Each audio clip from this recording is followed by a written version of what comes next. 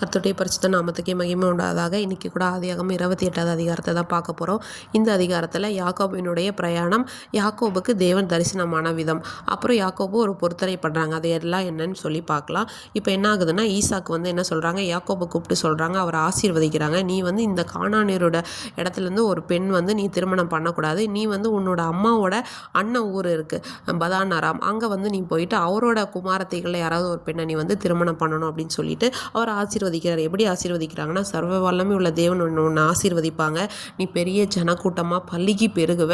தேவன் வந்து ஆபிரகாமுக்கு கொடுத்ததும் நீ பரதேசியாய் தங்குறதுமான தேசத்தை சுதத்தரித்து கொள்ளும்படி ஆபிரகாமுக்கு அருளிய ஆசீர்வாதத்தை உனக்கும் உன் சந்ததிக்கும் அருள்வார் அப்படின்னு சொல்லி அவங்க அப்பாவோட ஆசீர்வாதத்தில் அவர் நினச்சி என்ன பண்ணுறாங்கன்னா, யாக்கோபை ஆசீர்வதிக்கிறாங்க. அப்புறம் அவங்கள அனுப்பி விடுறாங்க.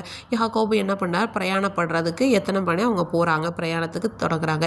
இந்த விஷயத்தை ஏசா வந்து கேட்டுட்டு இருந்தார். அதாவது அப்பாவுக்கும் அம்மாவுக்கும் இந்த கானானியருடைய குமாரத்திகள் வந்து மனநோவாக இருக்காங்க, அவங்களுக்கு பிடிக்கலன்னு சொல்லிட்டு இவர் என்ன பண்ணுறாருனா, அப்பா எல்லா ஆசீர்வாதத்தையும் அவனுக்கு கொடுத்துட்டாங்கல்ல அப்படிங்கிற அந்த கோவத்தில் இவர் என்ன பண்ணுறாரு, திரும்ப போய் கானானியருடைய குமாரத்திகளில் ஒரு பெண்ணை வந்து திருமணம் பண்ணுறாரு. ஏற்கனவே இவர் திருமணமானவர், ஆனாலும் அவங்க அப்பா அம்மாவை கோபப்படுத்தணுன்னே இப்படி பண்ணுறாங்க.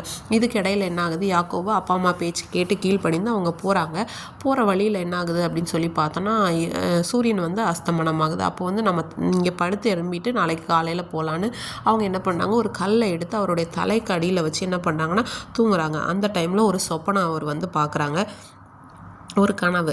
அப்போ வந்து என்ன ஆகுதுன்னா, ஒரு ஏணி வந்து பூமியில் இருக்குது. அந்த நுனி வந்து எங்கே இருக்குதுன்னு பார்த்தோன்னா, நம்ம வானத்தை வந்து எட்டி இருக்குது. அதில் வந்து தேவதூதர்கள் ஏறுறாங்க இறங்குறாங்க, போகிறது வரதுமா இருக்காங்க. அதுக்கு மேலே ஏசப்பா நின்று பேசுகிறாங்க, நான் உன்னோட தகப்பனாகிய ஆபிரகாமின் தேவனும் ஈசாக்கின் தேவனும் ஆகிய கர்த்தர். நீ படுத்திருக்கிற இந்த பூமியை உனக்கும் உன் சந்ததிக்கு நான் கொடுப்பேன். உன்னோட சந்ததி பூமியின் தூளை போல தூசியை போல பெருக பண்ணுவேன். 4 திசையிலும் நீங்கள் என்ன பண்ணுவீங்க, பரம்புவீங்க. பூமியில் இருக்க எல்லா வம்சமும் உனக்குள்ள ஆசீர்வதிக்கப்படும்.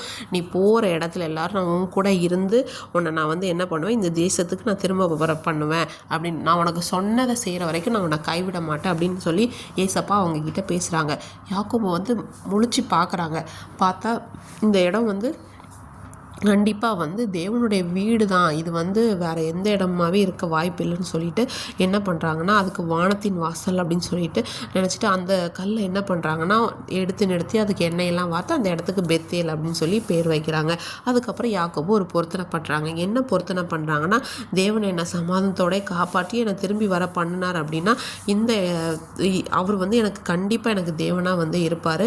நான் வந்து எல்லாத்துலேயும் தசம பாகம் செலுத்துவேன்னு சொல்கிறாங்க. இன்றைக்கி கூட தேவன் நமக்கு சொன்னதை செய்யும் அளவும் நம்மளை கைவிடாத நல்ல தேவனாக இருந்து நம்முடைய எல்லா வழிகளிலும் நம்மை காத்து நடத்த வல்லவராய் இருக்கிறார்.